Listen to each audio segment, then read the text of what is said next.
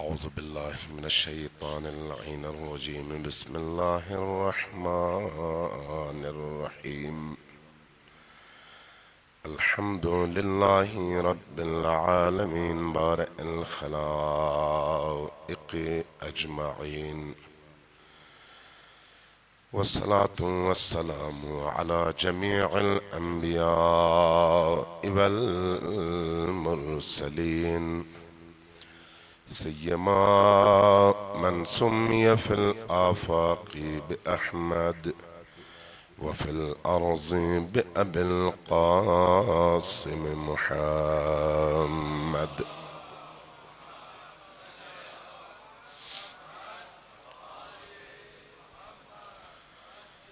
والصلاة والسلام على أولاده الطيبين الطاهرين المعصومين الميامين، واللعنة الدائمة على أعدائهم أجمعين من يوم عداوتهم إلى قيام يوم الدين. أما بعد، فقد قال الله تبارك وتعالى في كتابه المجيد وهو أصدق القائلين وقوله الحق. بسم الله الرحمن الرحيم. قل لا أسألكم عليه أجرا إلا المودة في القربى. صلوات بر محمد وعلى.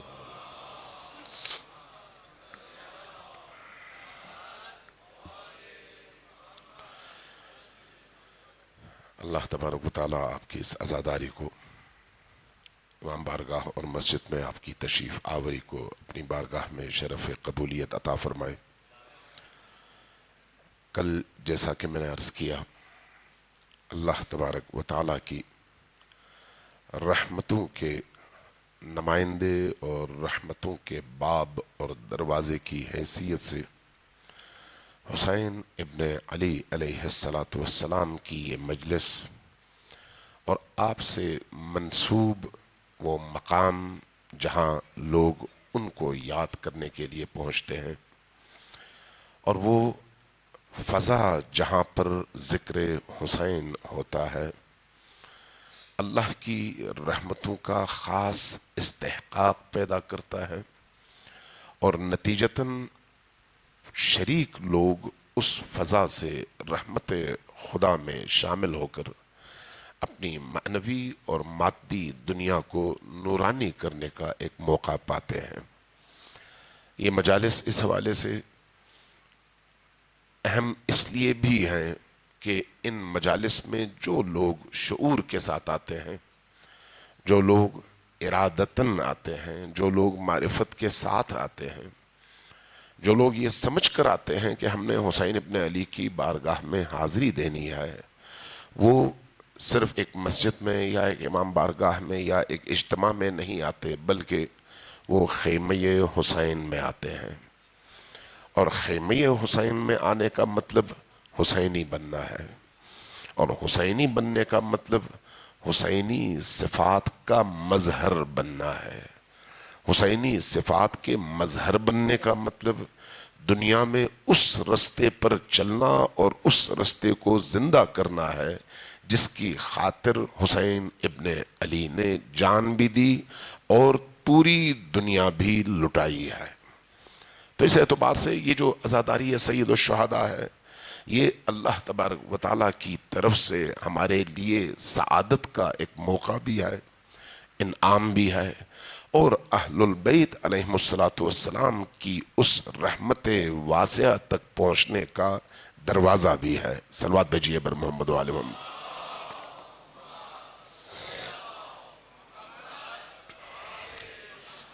ایک دفعہ پھر ذرا سب مل کر اونچی آواز سے صلوات بھیجیے بر محمد و آل محمد۔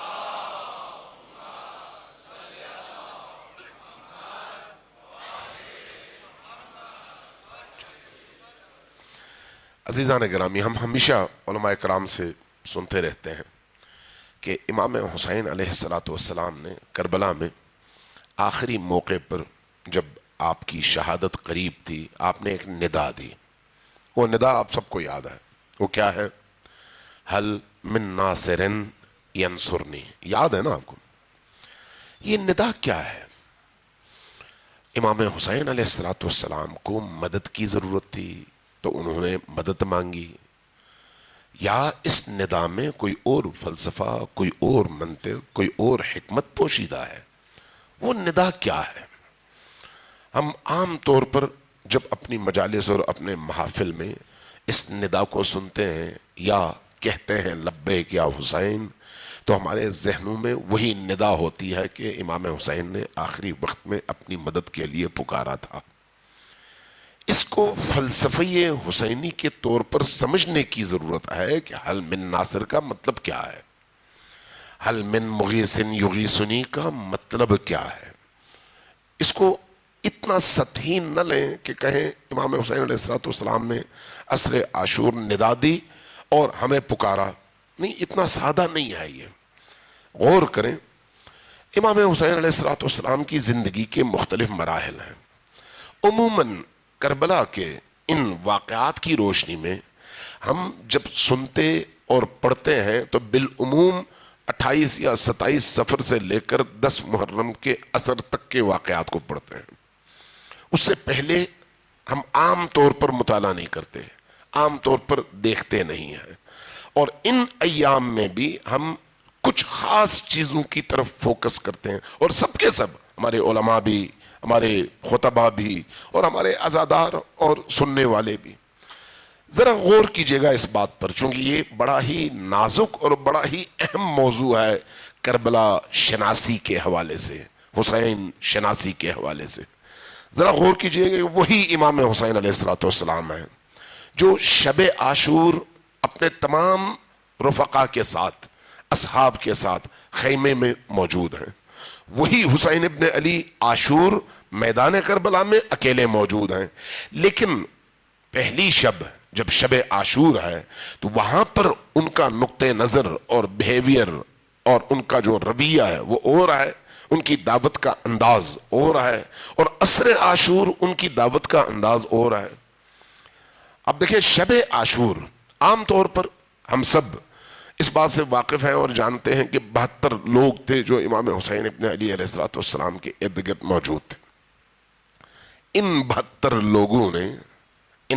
لوگوں نے امام کی آواز پر لبیک کہا اور وہ رات گزاری اور اگلے دن جام شہادت نوش کیا. یہ تمام انسانوں کو، مسلمانوں کو، شیعوں کو معلوم ہے. لیکن یہ نقطہ بہت کم لوگوں کو معلوم ہے کہ، اور پڑھا بھی بہت کم جاتا ہے، بولا بھی بہت کم جاتا ہے، کہ شب عاشور جب امام حسین علیہ السلام کے خیمے میں تمام ان ساتھیوں کو جمع کیا گیا جو حسین ابن علی کے ساتھ تھے، تو ان کی تعداد 1000 سے زیادہ تھی. یہ عام طور پر نہیں بیان ہوتا، جبکہ تواریخ میں موجود ہے، محققین نے لکھا ہے 1000 سے زیادہ. شب عاشور ان لوگوں کی خیمہ حسینی میں موجودگی کا مطلب کیا ہے؟ شب عاشور اور 10 دن پہلے میں بڑا فرق ہے. 10 دن پہلے ہر ایک کو یہ گمان تھا کہ امام حسین جائیں گے کوفے، لڑیں گے، حکومت ہاتھ میں آئے گی، ہمیں کچھ موقع ملے گا، ہمیں کچھ حصہ ملے گا. بعض لوگوں کے ذہنوں میں اس طرح کی باتیں تھیں، اس لیے کچھ لوگ شامل بھی ہوتے تھے تو کچھ لوگ جو ہے سلب بھی ہوتے تھے. لیکن شب عاشور ایسا نہیں تھا. شب عاشور جو لوگ حسین ابن علی علیہ السلام کے خیمے میں موجود تھے وہ شمشیر بدست تھے، اور انہیں معلوم تھا کہ کل ہم نے قتل ہو جانا ہے. اس شعور اور اس معرفت کے ساتھ امام حسین کے خیمے میں موجود تھے. امام حسین علیہ السلام کے 2 طرح کے بیانات ہمارے مقاتل میں موجود ہیں. ایک یہ کہ سب سے کہا کہ میں اپنی بیعت تم سے اٹھا لیتا ہوں، تم چلے جاؤ.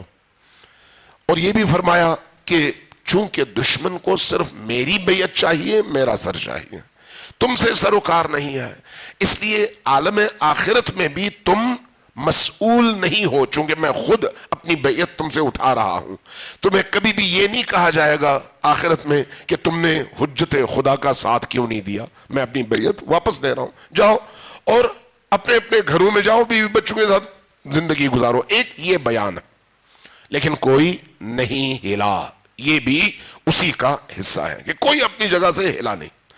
دوسرا جو بیان ہے وہ یہ ہے کہ جب اپنے ان احباب، رفقا اور ساتھیوں کو مخاطب کیا جن میں اکثریت بنی اسد کے لوگوں کی تھی، یہ بھی تاریخ نے لکھا ہے کہ اکثریت بنی اسد کے لوگوں کی تھی اور 1000 کی تعداد تھی، تو آپ نے فرمایا کہ تم یہ بتاؤ کہ تم میں سے کوئی ایسا ہے جس کی گردن پر حقوق الناس ہوں.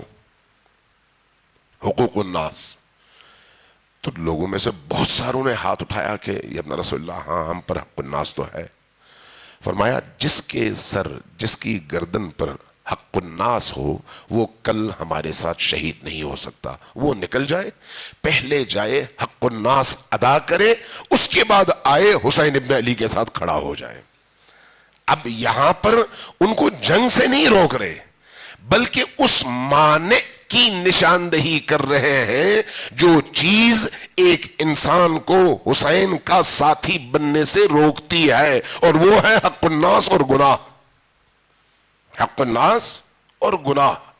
لہذا امام حسین کی اس دعوت پر، چونکہ حجت خدا ہے، امام المتقین ہے، ولی خدا ہے، اور ولی خدا نے جب کہا کہ جس کی گردن پر حق الناس ہو وہ کل میرے ساتھ اگر شہید ہوگا بھی تو پکڑا جائے گا، چونکہ حق الناس ہے، جائے پہلے ادا کرے اس کے بعد واپس آئے. تو لوگ اٹھے، اسی نیت سے اٹھے کہ ہم چلتے ہیں اور وہ حقوق عباد ہم واپس کرتے ہیں، چاہے کسی کا دل دکھایا ہے، چاہے کسی کو ناراض کیا ہے، چاہے کسی کا حق ہمارے پاس ہے، چاہے کسی کا قرضہ ہم نے دینا ہے، چاہے کسی سے کوئی وعدہ کیا ہوا تھا اس کو پورا کرنا ہے. جو بھی حق الناس ہیں وہ ہم ادا کر کے واپس آئیں گے. نیک نیت لوگ تھے، بد نیت لوگ نہیں تھے. اسی نیک نیتی کی وجہ سے امام حسین علیہ السلام کے اس امر اور اس حکم پر لبیک کہتے ہوئے وہ لوگ اٹھ جاتے ہیں، اور جو باقی بچتے ہیں ان کی تعداد ہے 72. ان کی تعداد کتنی ہے؟ البتہ معروف یہ ہے کہ 72. ورنہ اگر آج سے 30 سال پہلے آپ عراق جاتے، کربلا جاتے، تو وہاں پر حرم میں وہ جو جہاں پر گنج شہداء ہے وہاں پر ان تمام شہداء کے نام لکھے ہوئے تھے، اور وہ میں نے خود گنے تھے اس زمانے میں 120 سے زیادہ تھے. لیکن بہرحال تاریخ میں جو معروف ہے وہ یہی ہے. ٹھیک ہے. اب سوال یہ ہے کہ وہ حسین ابن علی جو عصر عاشور ندا دے رہے ہیں حل من ناصر ینصرنی، سوچنے والی بات ہے کہ ساتھی سارے شہید ہو چکے ہیں، سارے لوگ جام شہادت نوش کر چکے ہیں، اور حسین ابن علی کو بھی یقین ہے کہ اب میں نے بھی شہید ہو جانا ہے. لیکن اس کے باوجود اس موقع پر جب آپ اکیلے رہ گئے ہیں ندا دے رہے ہیں حل من ناصر ینصرنی، کیا کوئی ہے جو مجھ حسین کی مدد کرے؟ تو پچھلی رات کو تو آپ نے بہت سارے لوگوں کو خود واپس کیا تھا. پچھلی رات تو جو 72 تھے ان سے بھی آپ نے اپنی بیعت اٹھا لی تھی. تو آج کیا ہوا کہ آپ کو مدد کی ضرورت پڑی؟ یہ سمجھنے والا نقطہ ہے کہ اس کی وجہ کیا ہے. اسی طرح سے کربلا کو سمجھنے کے لیے حسین ابن علی کے خطبات کو، آپ کے کلام کو، آپ کے ان جملات کو، آپ کے اس اخلاق کو، اور اس پورے رستے کے اندر جو جو آپ نے انجام دیا ان تمام امور کو باریکی سے دیکھنے کی ضرورت ہے کہ حسین ابن علی کس مقصد کے لیے نکلے، اور اس مقصد کا تعلق آیا اس محدود زمانے سے ہے جس کو آپ 60 ہجری کا آخری ذی الحج کہتے ہیں، یا 61 ہجری کا پہلا مہینہ محرم کہتے ہیں، یا پھر اس کا تعلق تاریخ انسانیت سے ہے، نسل انسانی سے ہے، اور تا قیام قیامت آنے والی مخلوقات سے ہے. اس کو سمجھنے کی ضرورت ہے. جب اس کو ہم سمجھیں گے تو ہمیں خود بہت سمجھ آ جائے گی کہ مکتب حسین کا مطلب کیا ہے. صلوات بھیجیے بر محمد و آل محمد.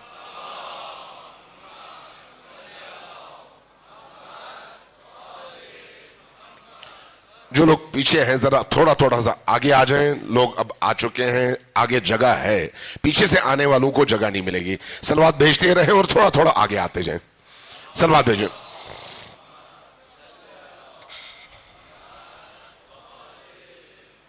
ایک دفعہ پھر صلوات بھیجیں بر محمد و آل محمد.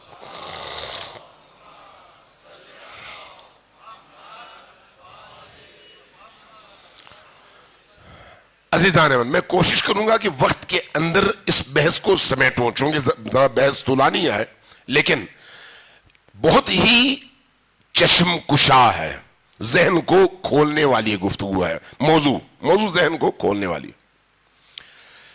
آپ امام حسین علیہ السلام کا بیہیویئر دیکھیں. دو واقعات ہیں اور دونوں واقعات بڑے عجیب ہیں. امام حسین علیہ السلام آ رہے ہیں کوفہ کی طرف. رستے میں ایک جگہ دیکھتے ہیں کوئی خیمہ ہے دور لگا ہوا. اپنا قافلہ وہاں پر روکتے ہیں, پوچھتے ہیں کس کا خیمہ ہے. جواب ملتا ہے عبید اللہ ابن حر جعفی کا خیمہ ہے. قافلے کو روکتے ہیں, اپنے ساتھ 2-4 ساتھیوں کو لیتے ہیں, چلے جاتے ہیں اس خیمے میں. عبید اللہ ابن حر سے ملاقات ہوتی ہے. وہ پوچھتا ہے یہ اپنا رسول اللہ آپ کہاں. جواب دیتے ہیں کہ میں اس مقصد کے لیے نکلا ہوں اور میرا ہدف یہ ہے. اپنے ہدف کی توجیہ اور اس کو بیان کرتے ہیں, چونکہ یہ ہدف امام حسین علیہ السلام نے مدینہ سے نکلتے ہوئے ہی بیان کر دیا تھا. وہ جو آپ معروف جملے سنتے ہیں, انی لم اخرج اشرا ولا بطرا ولا مفسدا ولا ظالما بل خرجت لطلب الاصلاح فی امت جدی, تو یہ امام حسین علیہ السلام کا ہدف ہے.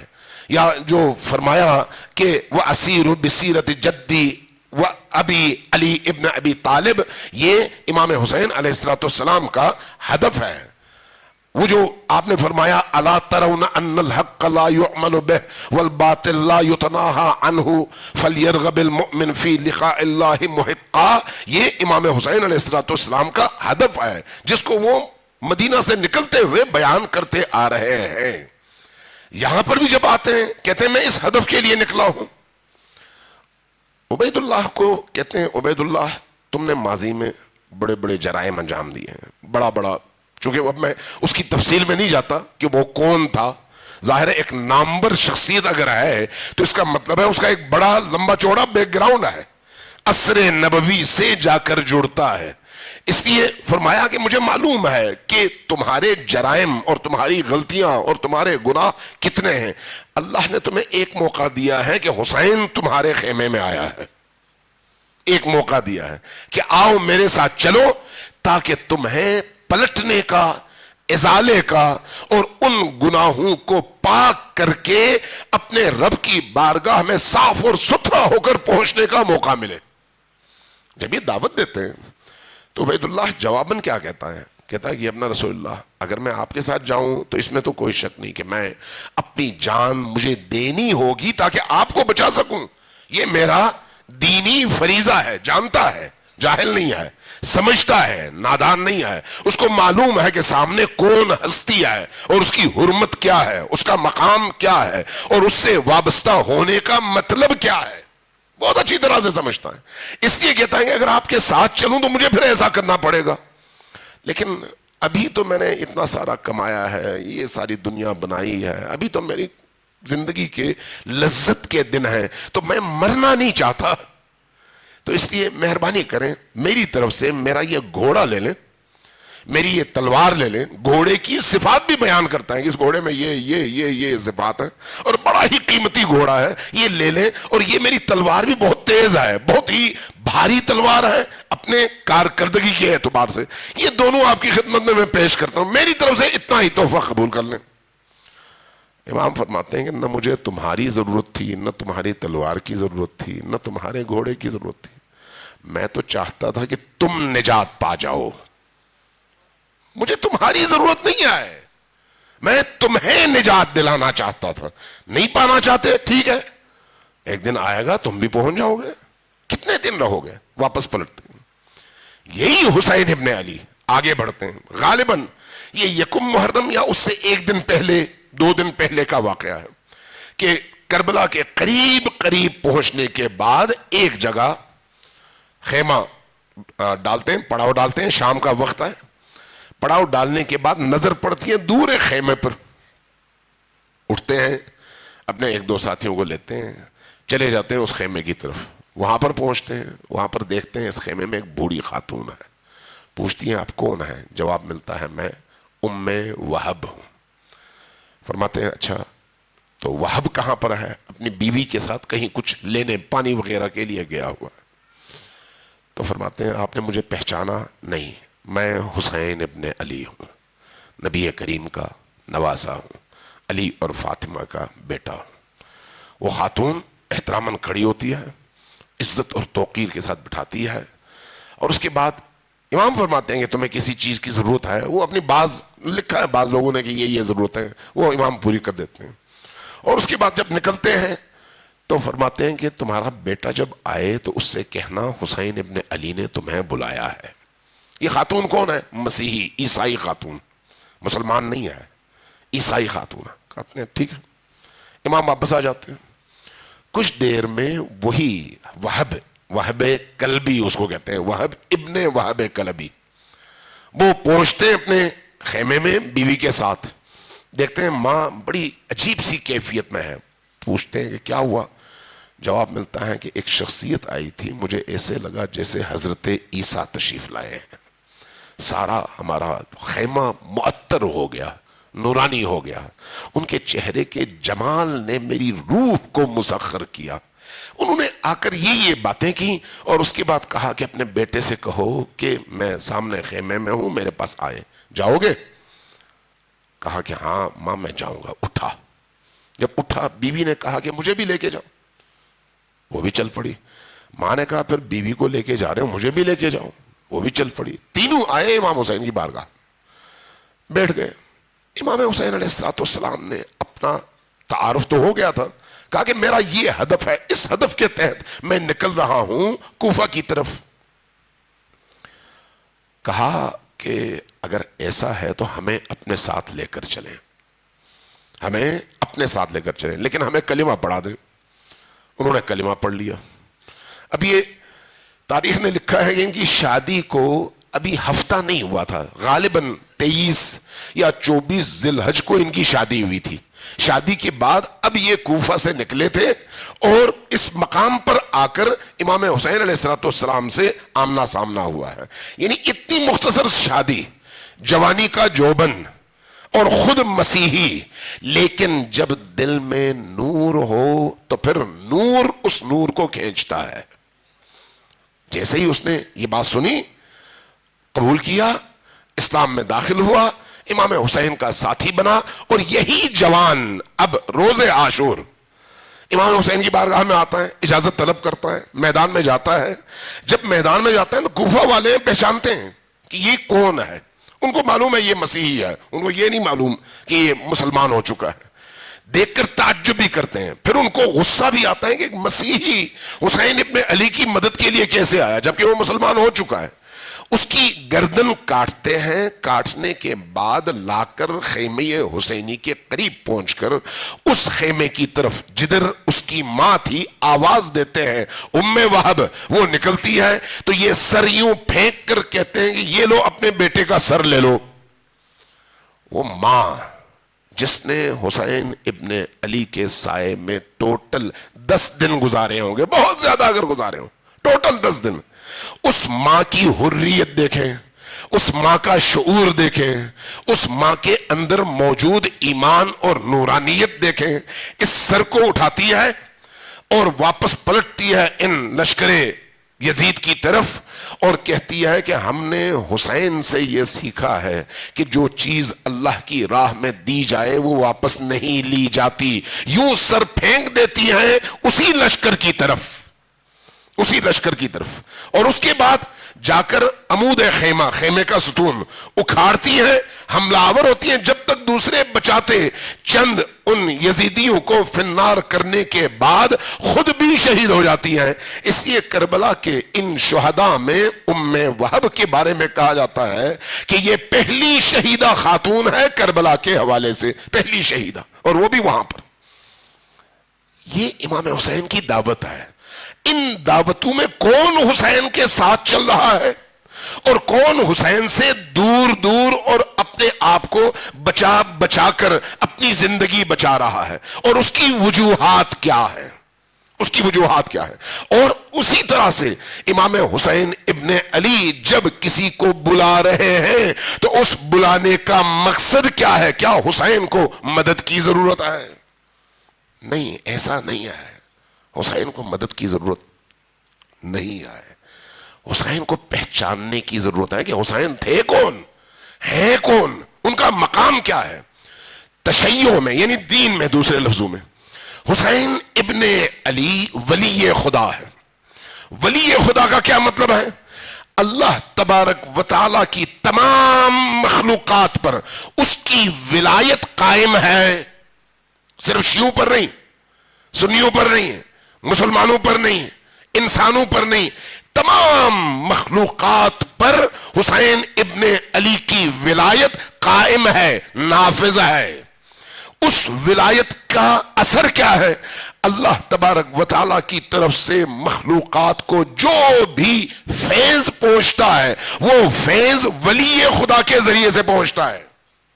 یعنی ولی وہ ہوتا ہے، وہ نہیں جس کو لوگ منتخب کریں، وہ جس کو اللہ نے منتخب کیا ہے، جس کا دل، کل میں نے روایات عرض کی تھی، جس کا دل اس رحمت خدا کا دروازہ ہے اور اس کے اندر وہ ساری رحمتیں موجود ہیں جو اللہ تبارک و تعالی نے عالم آخرت کے لیے اپنے لیے رکھی ہوئی ہیں، وہ ساری رحمتیں۔ اس لیے اس ولی خدا کا دل اس کائنات میں موجود تمام موجودات کے لیے دھڑکتا ہے، اس لیے وہ ہماری طرح چھوٹی چھوٹی باتوں پر رنجیدہ نہیں ہوتا، چھوٹی چھوٹی باتوں سے متاثر نہیں ہوتا۔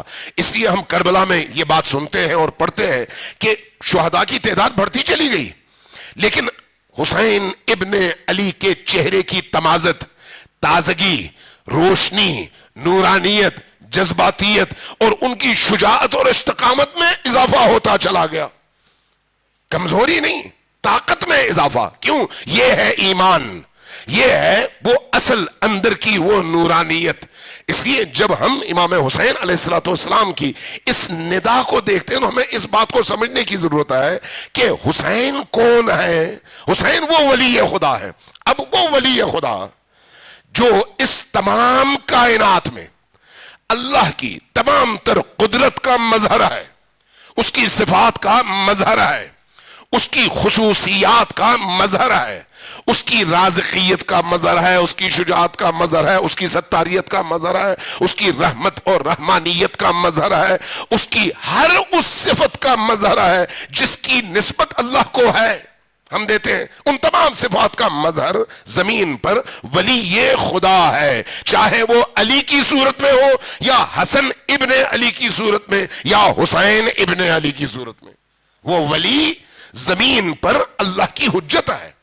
جو ولی زمین پر اللہ کی حجت ہے، زمین اور اس کائنات میں موجود تمام مخلوقات اس کے فرمان کے تابع ہیں، اس کے فرمان کے تابع، جیسے اللہ، چونکہ یہ اللہ کا نمائندہ ہے، اس لیے جب یہ ولی ارادہ کرتا ہے تو وہ ایسے ہی جیسے اللہ نے ارادہ کیا۔ کیوں؟ اس لیے کہ ولی کا اپنا کوئی ارادہ نہیں ہے، اس کا ارادہ وہی خدا کا ارادہ ہے، فرق کوئی نہیں ہے۔ ولی اپنی خواہش کے تحت ارادہ نہیں کرتا، اللہ کے ارادے کے تحت ارادہ کرتا ہے۔ اس لیے ولی کا ارادہ اللہ کا ارادہ ہے، ولی کا حکم اللہ کا حکم ہے، اسی لیے ولی کی محبت اللہ کی محبت ہے، چونکہ وہ اللہ سے جدا نہیں ہے بلکہ مظہر صفات خدا ہے۔ اس لیے جب آپ اس ولی کو اس حیثیت سے کربلا میں دیکھتے ہیں تو آپ کا کیا خیال ہے؟ وہ ولی اگر حکم دیتا کربلا میں تو کیا کربلا کی زمین تہو بالا نہ ہوتی؟ ہوتی یا نہ ہوتی؟ تو پھر کیوں نہیں ہوئی؟ ہمارے بعض مخالفین اس طرح کے اعتراضات کرتے ہیں اور ان کی عقل کام نہیں کر رہی ہوتی۔ دیکھیں، یہ جو کائنات اللہ نے پیدا کی ہے، اس کائنات کو اللہ نے مجبور نہیں بنایا، انسانوں کو اختیار دے کر اس نظام ہستی میں بھیجا ہے۔ اس اختیار دے کر کیوں بھیجا؟ اگر اختیار دے کر نہ بھیجا ہوتا، مجبور بناتا، تو کسی کی جرأت تھی کہ وہ اللہ کے حکم کے علاوہ کوئی کام کرتا؟ اگر اللہ اختیار نہ دیتا، مجبور بناتا، تو یہ جو 7.5 ارب انسان ہیں، ان انسانوں میں کوئی ایک اللہ کے حکم کی مخالفت کر کے بت پرستی کر سکتا تھا؟ نہیں۔ کوئی اللہ کی مخالفت کر کے گناہ کر سکتا تھا؟ نہیں۔ اللہ کی روزی کھاتے ہوئے اللہ سے لڑ سکتا تھا؟ نہیں۔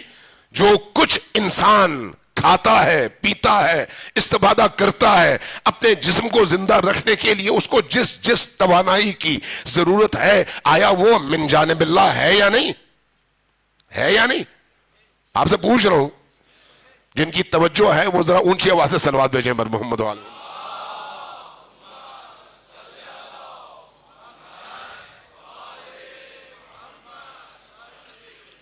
تھوڑی دیر کے لیے غور کیجئے گا، چونکہ یہ بحث میٹھی بھی ہے، شیرین بھی ہے، اور ذہن کو کھولنے والی بھی ہے۔ ذرا سوچیں، اگر اس عالم میں ایک انسان اپنی یہ پلکیں اٹھانا چاہے تو اس کے لیے ایک باریک رگ ہے، اس کا سالم ہونا ضروری ہے۔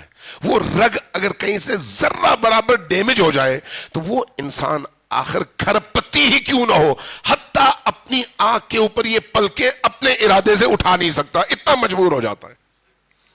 کس چیز کا مالک ہے وہ؟ اللہ نے اس کو یہ دیا ہے، دیتے ہوئے پھر اس کو اختیار بھی دیا ہے۔ وہی انسان ہے، ساری دنیا پر ظلم کر کے تمام چیزیں اپنے ارد گرد جمع کر کے ایک وقت میں مرغن اچھی غذا اس لیے نہیں کھا سکتا تو کھائے گا تو مر جائے گا۔ ادھر سے سارے اختیارات اس کے ہاتھ میں، لیکن ادھر سے وہ اتنا مجبور ہے۔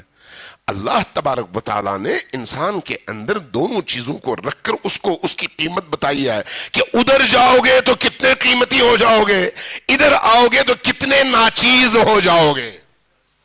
ارادہ اختیار دے کر، لہذا اللہ کے اس نظام ہستی میں انسان کا جو کردار ہے وہ مجبور کردار نہیں ہے، نہیں مختار محض ہے کہ وہ جو چاہے کر لے، نہیں، ایسا بھی نہیں ہے۔ اور نہیں یہ کہ ہر چیز میں وہ مجبور ہو، نہیں، جہاں مجبور ہے وہیں پر مختار ہے، جہاں مختار ہے وہیں پر مجبور بھی ہے۔ لہذا امام حسین علیہ السلام ہوں یا آپ سے پہلے کے جتنے بھی انبیاء آئے، جتنے بھی اولیاء آئے، جتنے بھی اوصیاء آئے، انہوں نے آ کر انسانوں کو بالجبر مسلمان نہیں کیا، بالجبر موحد نہیں بنایا، بالجبر آ کر لوگوں کو اللہ کی اطاعت پر تلوار کے زور سے مجبور نہیں کیا۔ تلوار کے زور سے جو اسلام آئے گا، بزور بازو، بزور طاقت جو نظریہ لاگو کیا جائے گا، وہ زور ختم ہوتے ہی وہ سارا نظریہ پانی کے جھاگ کی طرح سے ختم ہو جائے گا اور زلال پانی نیچے سے نکل آئے گا۔ لیکن جو نظریہ انسان اپنی روح اور اپنے پورے وجود کے ساتھ قبول کرتا ہے اور عقل کے دلائل کے ساتھ قبول کرتا ہے، اس نظریے کو آپ چھیننا چاہیں سر کٹاتا ہے، نظریے سے پیچھے نہیں ہٹتا۔ اللہ انسانوں کی اگر تربیت کرنا چاہتا ہے تو اس نہج پر کہ وہ اس نظریے کو عقل کی روشنی میں سمجھے اور تربیت پا کر انسانیت کے اس معراج تک پہنچے کہ باقی سارے لوگ دیکھ کر کہیں ہاں یہ وہ انسان ہے جس کے لیے اللہ نے اس سارے عالم کو خلق فرمایا تھا، اس مقام انسانیت تک پہنچانے کے لیے۔ اس لیے انبیاء نے ہمیشہ تربیت کی، جبر نہیں کیا۔ اس لیے امام حسین علیہ السلام بھی جبر نہیں کرتے۔ اگر جبر کرنا چاہتے، اگر معجزہ دکھانا چاہتے، اگر اللہ کی اس دی ہوئی قدرت کو استعمال کرنا چاہتے تو آپ کو پھر ان تمام بچوں کو، ساتھیوں کو، محدود تعداد میں ان احباب اور اصحاب کو لے کر آنے کی کوئی ضرورت نہیں تھی۔ آپ اشارہ کرتے، زمین الٹ پلٹ ہو جاتی اور سب کچھ ختم ہو جاتا۔ تو یہ نہ انبیاء کا شیوا ہے، نہ اوصیاء کا شیوا ہے، اور نہیں اللہ کا۔ اللہ نے بھی احسان نہیں کیا۔ ہاں، تاریخ اگر دیکھیں، تفسیر اگر دیکھیں، آیات قرآنی کو اگر دیکھیں تو تاریخ انسانیت میں اللہ نے بعض قوموں کی زندگی کو الٹ پلٹ کر دیا، لیکن کب؟ جب وہ اس ظلم اور عناد کی اس انتہا تک پہنچ گئے کہ اب ان میں گنجائش بالکل باقی نہ رہی تو ان کو پوری طرح سے صفحے ہستی سے مٹا دیا۔ ورنہ ذریعہ اور رستہ کیا ہے؟ تربیت۔ فکری تربیت، معنوی تربیت. حسین ابن علی بھی یہی کام کر رہے ہیں. ورنہ وَلِلَّهِ جُنُودُ السَّمَاوَاتِ وَالْأَرْضِ، اللہ اس تمام کائنات میں جو کچھ بھی ہے وہ اس کے اختیار میں ہے. وہ تمام چیزیں اس کے جنود میں شامل ہیں، اس کے فوجیوں میں شامل ہیں. یہ ہوا اس کے فوجیاں ہیں، زمین اس کی فوج ہے، زمین پر موجود کیڑے مکوڑے اس کے فوجیاں ہیں، ہوا میں موجود ذرات اس کے فوجی ہیں، آسمانوں میں موجود پرندے اس کے فوجی ہیں. جب وہ چاہتا ہے تو ایک حقیر ترین مخلوق کے ذریعے سے سب سے بڑے طاقتور فرعون کو یوں زمین بوس کر دیتا ہے کہ کوئی سوچ بھی نہیں سکتا. چونکہ وہ ہستی ہے جو مالک ہے تمام اس عالم ہستی کا. اس لیے آپ دیکھتے ہیں کہ جب کعبۃ اللہ کو بچانا ہو اور انسان اس کعبے کو بچانے سے قاصر ہو جائیں، وہ انسان جو اللہ کی راہ میں چلتے ہیں، تو اللہ کیا کرتا ہے؟ اپنی ہلکی سی طاقت کی جھلک دکھاتا ہے. صرف ابابیلوں کو اشارہ کرتا ہے. ابابیل کنکریاں لے کر آتے ہیں. ابابیل کتنے مضبوط اور بڑے پرندے ہیں، چھوٹے حقیر سے چھوٹے، لیکن وہی ابابیل جب اپنے پنجوں میں کنکریاں لے کر آتے ہیں تو اتنے بڑے لشکر کے ہاتھیوں کو لشکر والوں سمیت اس طرح سے تہ تہ کر دیتے ہیں ان کا نام و نشان مٹ جاتا ہے، اور قرآن کی اصطلاح میں کھائے ہوئے بھس کی طرح سے بالکل ختم ہو جاتے ہیں. یہ ہلکا سا ذرہ ہے. تو وہی خدا کربلا میں بھی موجود تھا، اسی خدا کا ولی، اسی عبد المطلب کا بیٹا کربلا میں بھی موجود تھا. تو جب خدا بھی موجود تھا، ولی بھی موجود تھا، تو اعجاز دکھانے کی ضرورت تھی یا کچھ اور؟ نہیں، اعجاز کی یہاں پر ضرورت نہیں تھی. یہاں پر انسانوں کو انسانیت کی طرف بلا کر ان کو شعور دینے کی ضرورت تھی. لہذا حسین ابن علی کے حوالے سے تاریخ نے یہ لکھا ہے، احادیث میں یہ موجود ہے، کہ جب امام حسین علیہ السلام نے آخر میں اکیلے رہ گئے اور حل من ناصر کی ندا دی، تو وہ فرشتے جو بدر میں اترے تھے سارے کے سارے امام حسین کی بارگاہ میں اترے. عرض کیا مولا اجازت ہے ہم ان کو تہز نہز کر دیں؟ فرمایا نہیں، تمہاری ضرورت نہیں ہے. کیوں؟ میں نے اعجاز سے، غیبی طاقت سے، اللہ کی دی ہوئی اس غیبی قدرت کے ذریعے سے اگر تباہ کرنا ہو تو یہ تو اللہ بھی کر سکتا ہے، میں بھی کر سکتا تھا. یہ ہدف نہیں ہے، ہدف انسان کے ضمیر اور اس کے شعور کو جگانا ہے، اور اس کے اندر یہ احساس پیدا کرنا ہے کہ کون سا رستہ غلط ہے اور کون سا رستہ صحیح، اور انہی کے اندر چھپے ہوئے موتیوں کو نکالنا ہے تاکہ وہ پھر عالم انسانیت کے لیے ہدایت کے رستے بتاتے چلے اور آگے بڑھے اور دیگر انسان ان کے پیچھے چلتے رہیں. صلوات بھیجیں بر محمد و آل محمد.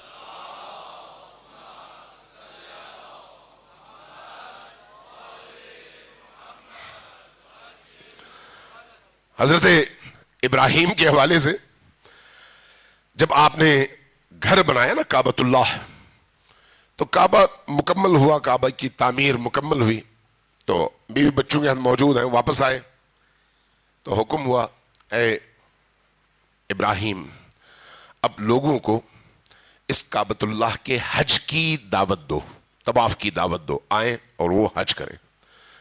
روایات میں ہے کہ حضرت ابراہیم نے مڑ کر کہا کہ اللہ، اس پہاڑی چھوٹی سی وادی ہے مکہ، آپ کو معلوم ہے اب تو شہر بن کر پھیل گیا ہے، لیکن یعنی خود کعبہ کے ارد گرد آپ دیکھیں 100 گز کے فاصلے پر پہاڑیاں ہیں، 100 گز کے فاصلے پر، یعنی کوئی بہت بڑا علاقہ نہیں ہے، چھوٹی چھوٹی وادیاں. اور جب یہ کعبے کی تعمیر ہو رہی تھی وہاں پر کوئی نہیں تھا. حضرت ابراہیم نے عرض کیا کہ یا اللہ میں کس کو دعوت دوں، کس کو بلاؤں؟ تو اللہ تبارک و تعالیٰ کی طرف سے جواب آیا، احادیث میں ہے کہ فرمایا کہ علیک بالاذان وعلی الابلاغ، تم اذان دو، پہنچانا میرا کام ہے، تمہارا کام اذان دینا ہے، تم اپنی آواز بلند کرو، پہنچاؤں گا میں. روایات کیا کہتی ہیں؟ روایات کہتی ہیں کہ جب حضرت ابراہیم نے اذان دی تو اللہ تبارک و تعالیٰ نے اس اذان کو پہنچانے کا جو بندوبست کیا وہ یہ تھا کہ جو بچے ماؤں کی رحم میں تھے انہوں نے لبیک کہا، اور جو بچے باپوں کی پشت پہ تھے انہوں نے لبیک کہا. پوری نسل انسانی میں آج حضرت ابراہیم کی اس ندا کو کتنا عرصہ ہوا ہے؟ 2000 سال تقریباً. بہت زیادہ ہوا ہو تو 2500 سال، اس سے زیادہ نہیں ہے۔ اتنے عرصے میں آج آپ دیکھیں نسل انسانی میں اربوں انسان ہیں جن کے دل کعبۃ اللہ کی طرف جانے کے لیے دھڑکتے ہیں، اربوں انسان، جبکہ اس وقت کوئی ایک انسان نہیں تھا۔ حضرت ابراہیم کا کام کیا تھا؟ ندا دینا، اور اس ندا کا جواب اللہ نے ان پاکیزہ فطرت اور نورانی وجود رکھنے والے انسانوں کے وجود میں پنہاں کر دیا۔ اب جو بھی نسل آتی جائے گی جس کے اندر نور ہوگا وہ لبیک کہتا چلا آئے گا۔ کربلا حضرت ابراہیم کی اس ندا کی دوبارہ سے احیاء کا نام ہے، جہاں حسین ابن علی کہتے ہیں کہ حل من ناصر ینصرنی، کیا کوئی ہے جو مجھ حسین کی مدد کرے؟ تو یہ حسین ابن علی کی 61 ہجری روز عاشور عصر کے موقع پر ان کی جان بچانے کے لیے مدد نہیں آئے، بلکہ عالم انسانیت جس دلدل میں ڈوب رہی ہے، جس گندگی میں اپنے وجود کو خراب کر رہی ہے، اس گندگی اور اس دلدل سے نکلنے کے لیے اگر اس کے اندر بے تابی ہو جو اس نور کا نتیجہ ہے تو پھر اس کو یہ ندا سنائی دے گی، اور اگر وہ لبیک کہے گا تو یہ لبیک کہنا حسین کی مدد نہیں ہے، خود اسی انسان کی مدد ہے تاکہ وہ نجات پا سکے۔ یہ لبیک یعنی میری نجات، میں حسین کی آواز پر لبیک کہوں تو میں نجاستوں سے نکلوں گا، میں اگر حسین کی آواز پہ لبیک کہوں تو میں حسین ابن علی کی رحمتوں کے اندر داخل ہو جاؤں گا، میں اگر حسین کی آواز پر لبیک کہوں تو میں جس معاشرے میں رہتا ہوں اس معاشرے کی اصلاح بھی ہوگی، نورانیت میں اضافہ بھی ہوگا، خدا پرستی کا فروغ بھی ہوگا، اور ظلم کو پنپنے کا موقع نہیں ملے گا۔ یہ ہے لبیک۔ صلوات دیجئے پر محمد و آل محمد۔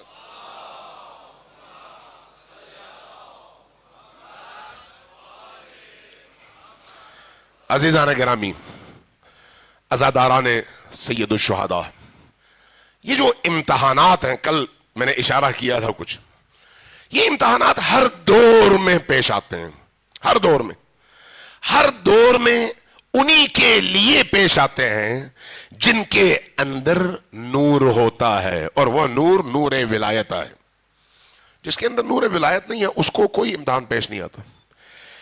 اس طرح سے اس کے مقابلے میں اس بات کو بھی سمجھ لیں کہ اللہ کی طرف سے جتنی بھی رحمتیں ہیں ان رحمتوں میں اوپر لے جانے کے لیے جو جو چیزیں کام آتی ہیں وہ صرف انہی کے کام آتی ہیں جن کے دلوں میں اللہ کی وہ نورانیت اور اہل البیت کی ولایت کا نور موجود ہوتا ہے۔ جس کے دل میں نور موجود نہ ہو، اہل البیت کی ولایت کا نور، وہ ان تمام نعمتوں سے محروم رہتا ہے، وہ اوپر نہیں جا سکتا۔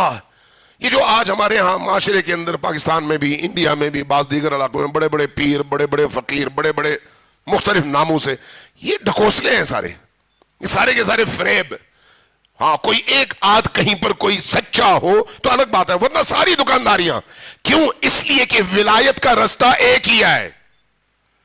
ولایت یعنی اللہ تک پہنچانے کا وہ نورانی رستہ، وہ نور ایک ہی ہے جس کا آغاز اللہ سے ہوتا ہے نبی تک، نبی سے ہوتا ہے علی تک، علی سے ہوتا ہے فاطمہ الزہرا اور حسن و حسین تک، اور وہاں سے ہوتا ہے امام مہدی آخر الزماں تک۔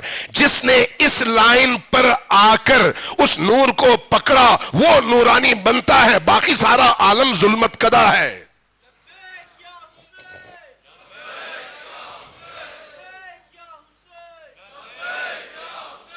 باقی سارا عالم ظلمت کدا ہے۔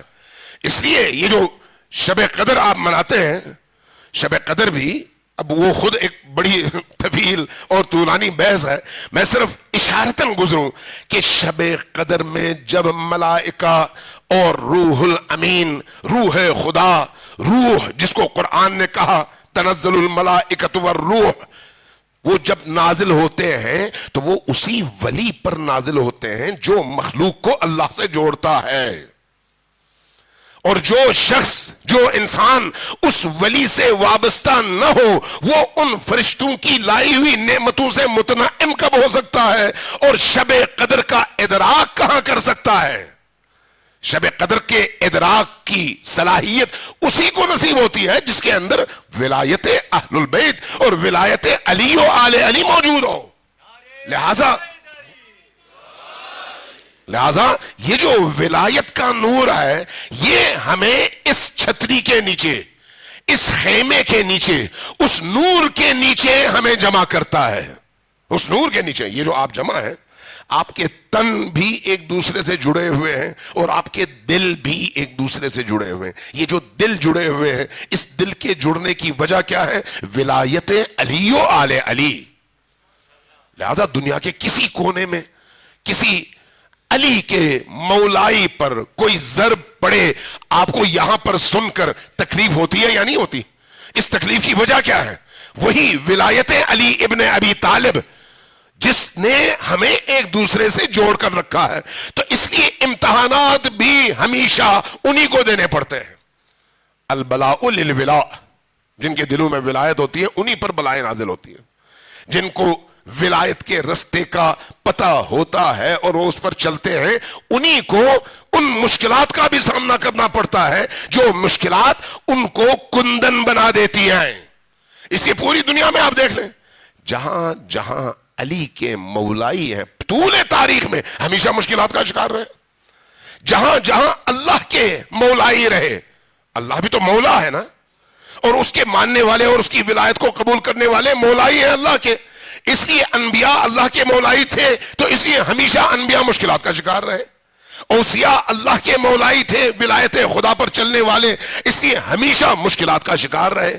جتنے بھی انبیاء آئے سب کے سب مختلف قسم کی آزمائشات، مختلف قسم کی مشکلات اور مختلف قسم کے معاشرتی پریشر سے گزرے، لیکن ایک لمحے کے لیے ان کے قدموں میں لغزش پیدا نہیں ہوئی، استقامت کے ساتھ کھڑے رہے. یہی کیفیت ہمیشہ اہل ولا کی رہی ہے اور رہے گی، کیونکہ یہ فطرت بھی ہے اور قانون خدا بھی ہے، سنت الہیہ بھی ہے. جہاں پر ولایت ہوگی وہاں پر یہ مشکلات ہوں گی. آج کل آپ وہ بل کا سنتے ہیں، یہ بل کیا ہے؟ اسی ولایت علی و آل علی کے رستے کو روکنے کے لیے ایک نجس اور ناپاک کوشش، ایک نجس اور ناپاک کوشش. اس کوشش کا نتیجہ کیا ہے؟ چونکہ اب ٹائم نہیں ہے کہ میں اس پر زیادہ بات کروں. ایک دفعہ صلوات بھیجیں پر محمد و آل محمد.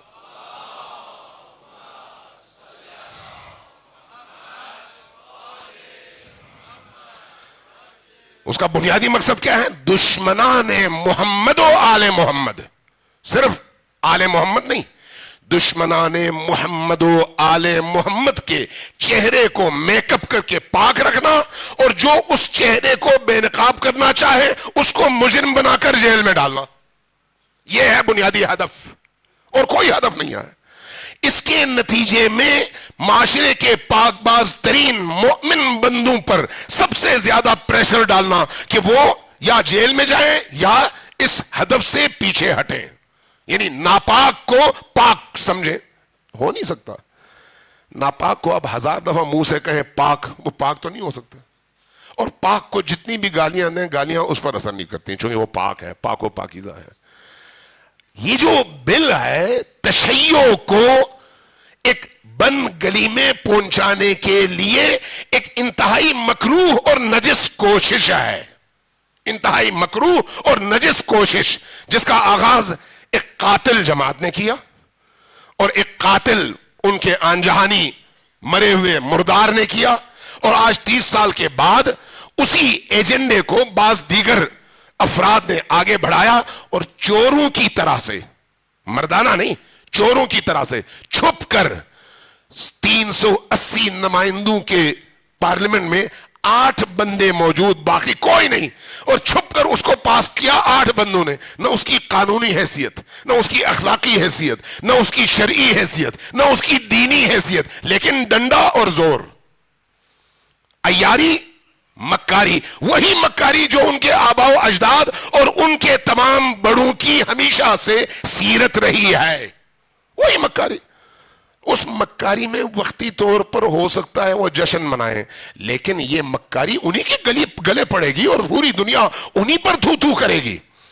یہ جو اس طرح کے بلز ہیں، اب جب سینٹ میں گیا تو سینٹ میں بھی 129 بلز کے درمیان چھپا کر 100 میں سے صرف 25 بندوں کو کہا گیا ہاں کر دو، نہ پڑھو، نہ دیکھو، نہ بحث کرو، نہ اس پر بات کرو، آنکھیں بند کر لو، ہاں کر دو۔ یہ کیا ہے؟ لوگوں کو جاہل رکھ کر ایک غیر اخلاقی، غیر انسانی، غیر آئینی، غیر دینی اور غیر ہر حوالے سے ایسی چیز جو کسی بھی صورت میں قابل قبول نہیں ہے اس کو قانون کی شکل دینا۔ آگے کیا ہوتا ہے وہ اپنی جگہ، لیکن جو کوشش تھی وہ اتنی نجس، اتنی پلید، اتنی عیارانہ اور مکارانہ ہے کہ دشمن بھی جب دیکھتا ہے تو کہتا ہے کہ ہم اس کو ڈیفینڈ نہیں کر سکتے۔ کیسے کریں گے؟ ڈیفینڈ نہیں کر سکتے، لیکن اس کا اثر سامنے آنے والا ہے۔ لہذا کل اجلاس ہے، وہاں پر علماء کرام پورے ملک سے نمائندہ دعوت دیے گئے، اور مجھے بھی صبح جانا ہے، اس لیے کل کی مجلس میں آپ کی خدمت میں نہیں ہوں گا، لیکن پرسوں کی فلائٹ سے انشاءاللہ تعالی واپس آ جاؤں گا اور شریک ہوں گا آپ کی خدمت میں۔ تو لیکن یہ بات ذہن میں رکھیے گا کہ اس طرح کی جو سازشیں ہوتی ہیں نا، وہ وقتی طور پر ہو سکتا ہے کسی کو لگے کہ اس سے نقصان ہوگا، لیکن اس کا جو دیر پا اثر ہے وہ کیا ہے؟ باطل کی رسوائی، باطل کی رسوائی۔ چونکہ اس بل کو اگر قانون بنا دیا گیا نا، میں آپ کو مزے کی بات بتاتا ہوں، میں نے کہیں پر آج یہ بات کہی تو جو دوست احباب بیٹھے تھے ان کی آنکھیں کھلی کی کھلی رہ گئیں، کہنے لگے اچھا ایسا بھی ہے؟ میں نے کہا جی، لوگوں کو یہ بتانے کی ضرورت ہے۔ اگر یہ بل قانون بن جائے تو پاکستان میں قرآن پر پابندی لگ جائے گی اور قرآن کو جیل بھیج دیا جائے گا، چونکہ قرآن میں ان لوگوں کی جنہوں نے رسول کو ایمان کی حالت میں دیکھا، صحابہ کی تعریف یہی بیان کرتے ہیں نا، قرآن نے سب سے زیادہ ان کی مذمت کیا ہے اور ان کی مرمت کیا ہے۔ قرآن نے کیا، میں نے نہیں۔ قرآن سورہ جمعہ میں کہتا ہے تم کیسے مسلمان ہو کہ نبی نماز کے لیے کھڑے ہیں، تم ان کو چھوڑ کر اپنے کاروباری چیزوں کو، یعنی نماز کے لیے وہ کھڑے ہیں، تم جماعت میں کھڑے ہو، جیسے ہی باہر آواز آتی ہے ڈھول کی فوراً نبی کو نماز میں چھوڑ کر، نماز توڑ کر چلے جاتے ہو اور جا کر ان کاروباری چیزوں میں اپنے تھوڑی دیر کے منافع کے لیے اللہ کو چھوڑ دیتے ہو۔ یہ کوئی کافر تھے؟ مشرک تھے؟ منافق تھے؟ نہیں بھائی، قرآن یہ کہتا ہے، میں تو نہیں کہتا۔ اس قرآن کو آپ لے جائیں جیل میں ڈال دیں، چونکہ اس قانون کے تحت قرآن کو بھی پابندی لگنی چاہیے۔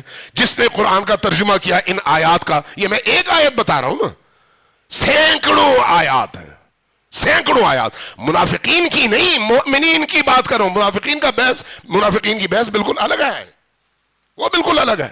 اس وقت بات ہو رہی ہے ان ایمان لانے والوں کی جن کی مذمت اور مرمت قرآن کریم نے کیا۔ اسی طرح سے امہات المؤمنین میں سے بعض کی نہایت سخت توبیخ اور مذمت قرآنی آیتوں نے کی ہے۔ اب اگر کوئی شخص یہ پڑھنا چاہے تو کیا کرے؟ اس قانون کے تحت یہ جرم ہے تو قرآن پڑھنا بھی جرم ہے، اب قرآن نہیں پڑھ سکتے۔ اگر یہ قانون بن جائے تو اس کا مطلب کیا ہے؟ بخاری کو قبر سے نکال کر کوڑے لگاؤ۔ یہ اگر قانون بن جائے تو اس کا مطلب یہ ہے کہ بخاری کی احادیث کو نکال کر جلاؤ اور کہو کہ بخاری سب سے بڑا اسلام دشمن تھا اور یہ کتاب بھی سب سے بڑی اسلام دشمنی ہے۔ اگر وہ قانون بن جائے تو بخاری اور مسلم میں جتنی اللہ کی توہین ہوئی ہے، جتنی رسول اللہ کی ناموس پر حملہ ہے، جتنا اہل البیت پر حملہ ہے، جتنا صحابہ کرام پر حملہ ہے، صرف انہی پر نہیں، گزشتہ انبیاء پر حملہ ہے۔ بخاری نے حضرت موسیٰ کی جس طرح کی توہین کی ہے انسان سوچ نہیں سکتا۔ وہی بنی اسرائیل والی توہین، ان کی کتابوں سے چیزیں نکال کر حدیث بنا کر اس کو بخاری میں شامل کر دیا گیا۔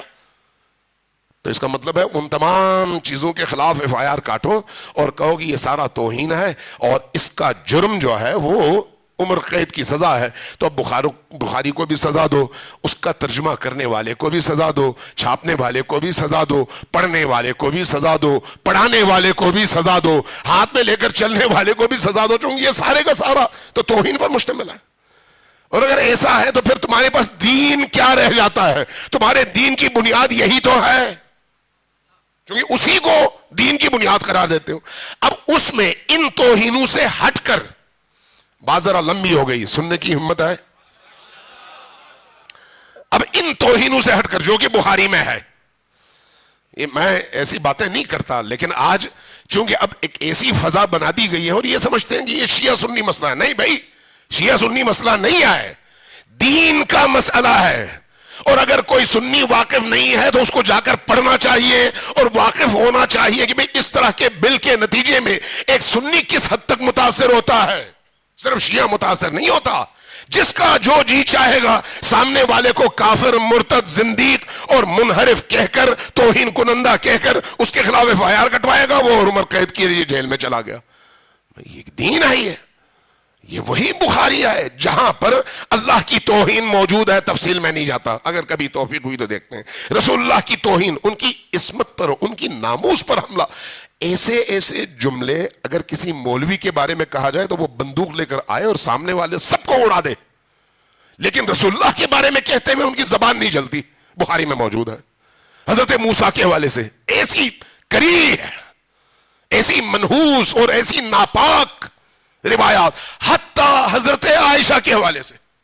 اب آدمی کہاں جائے؟ تو بھئی آپ اس کو پہلے صاف کریں. اب جو اس طرح کی روایتوں کا مجموعہ ہے، اس میں باقی جو چیزیں ہیں، باقی جو دین سے متعلق احادیث ہیں، وہ احادیث اگر ان حضرات نے لی ہیں تو وہ بھی پھر شیعہ اور علی کے ماننے والے اور بقول ان کے رافضی ان راویوں سے لیے ہیں. اگر وہ اس میں سے نکال دیا جائے تو تمہارا دین ہی تباہ اور ختم ہو جاتا ہے. یعنی جو نماز، روزہ اور باقی عقائد ہیں وہ بھی اگر لیا ہے تو ہم سے لیا ہے، ہم سے لیا ہے، پھر اس کے بعد اس طرح کی حرکتیں کرتے ہیں. بہرحال صلوات بھیجیں پر محمد و آل محمد.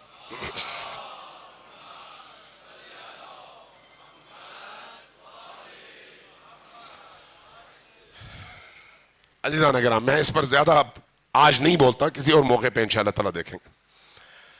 یہ جو ایام ہیں، ان ایام سے سیکھنے کی ضرورت ہے. یہ جو مجالس ہیں، مجالس حسین ابن علی، یہ مجالس آپ کو طاقتور بنانے کے لیے ہے، آپ کے اندر ایمان کی حرارت بھرنے کے لیے ہے، آپ کو باغیرت بنانے کے لیے ہے، آپ کو باحمیت بنانے کے لیے ہے، آپ کی روح کو دھو کر پاکیزہ کرنے کے لیے ہے، آپ کے تمام وجود اور ہستی کو ان آنسوں کے ذریعے سے اور عشق علی و آل علی کے ذریعے سے معطر اور خوشبودار بنانے کے لیے ہے. یہ عزاداری ہے سید الشہداء، صرف رسم نہیں ہے. یہ جو آپ آنسو بہاتے ہیں، کل میں نے عرض کیا تھا کہ میں کچھ اس حوالے سے عرض کروں گا لیکن اب ٹائم ختم ہو گیا. یہ جو آنسو ہے نا، یہ معمولی نہیں ہے، یہ معمولی نہیں ہے. انسان جب حسین ابن علی پر اشک بہاتا ہے نا، امام احمد ابن حنبل کی ایک روایت ہے جو انہوں نے نقل کی ہے فضائل صحابہ میں. مختلف جگہوں میں اس طرح کی روایات موجود ہیں، میں صرف ایک روایت کا حوالہ دے رہا ہوں. امام احمد ابن حنبل خود اہل سنت کے بہت بڑے امام ہیں.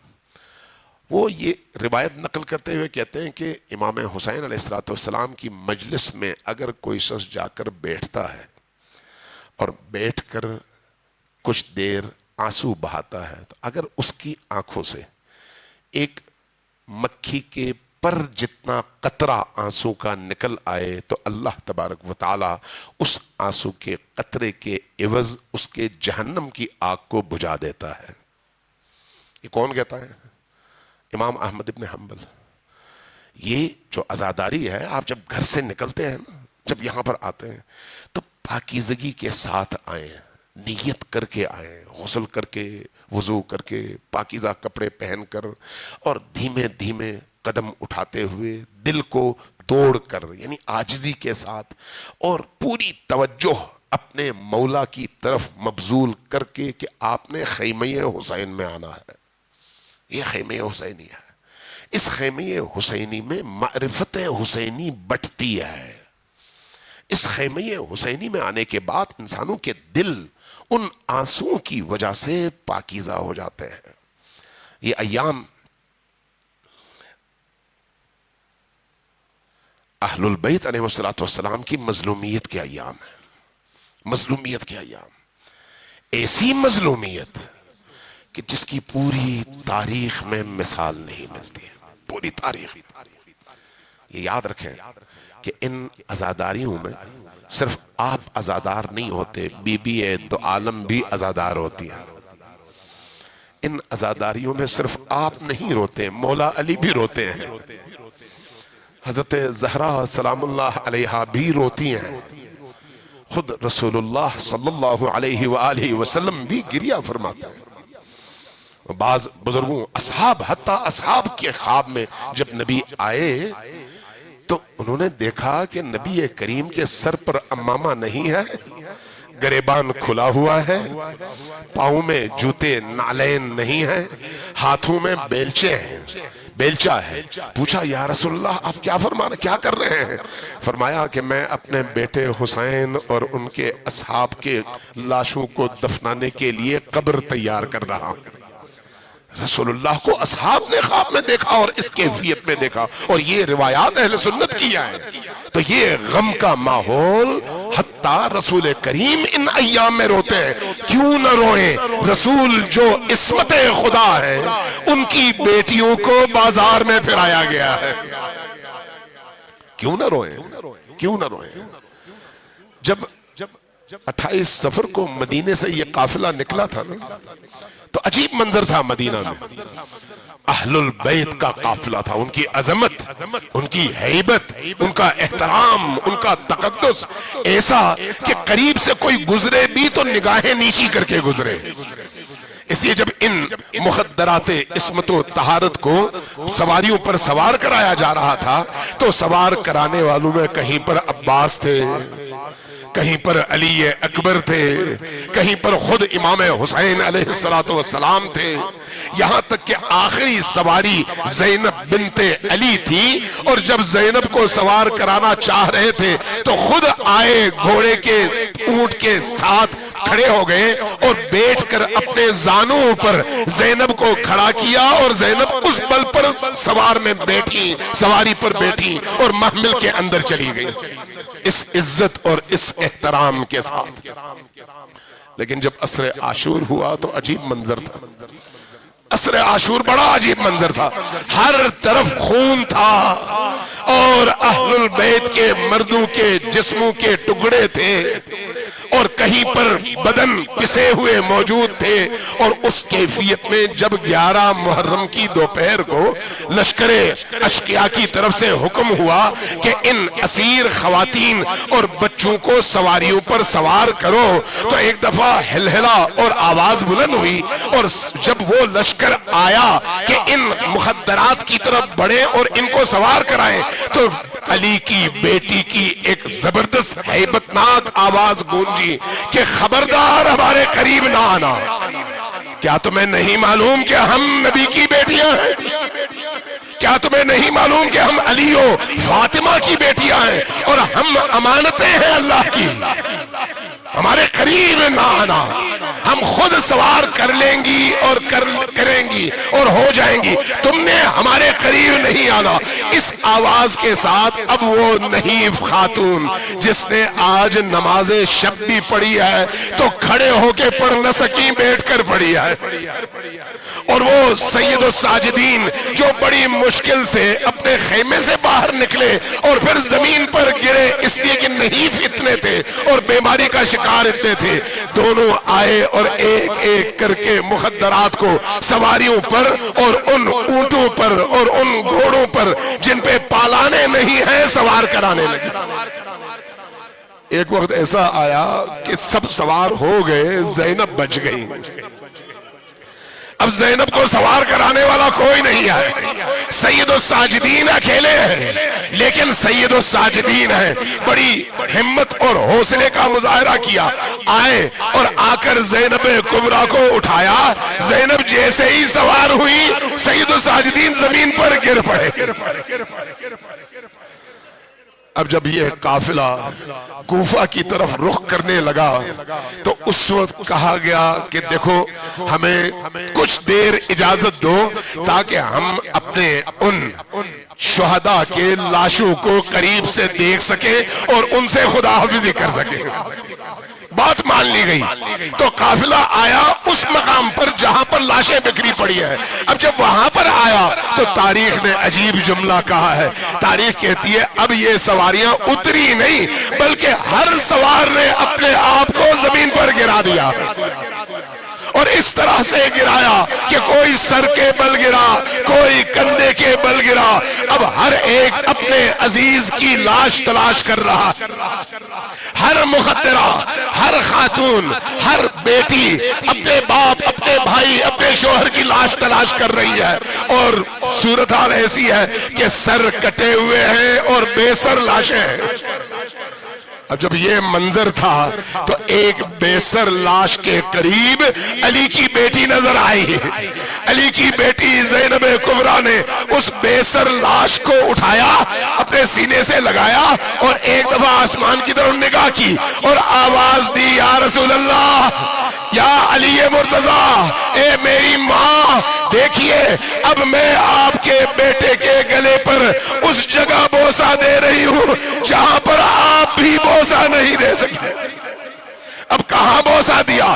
ان کٹی ہوئی رگوں پر جس کو شمر کے کند خنجر نے کاٹ ڈالا تھا.